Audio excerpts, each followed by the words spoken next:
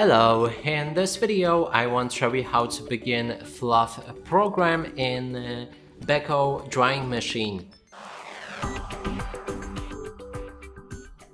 To do this, first we'll need to turn the knob into the Fluff mode, which is located right here.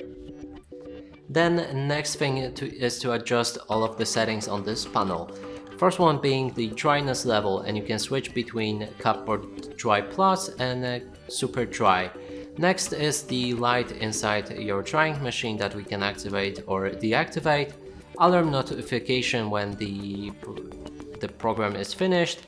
Lower temperature is not available for this mode, as well as the program time.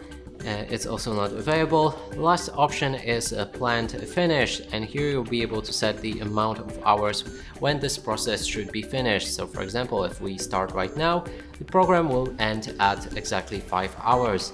And then when everything is ready, we can start to begin the program. And that's it for this video. Hope you like it. Please consider subscribing to our channel, leave a like and a comment below.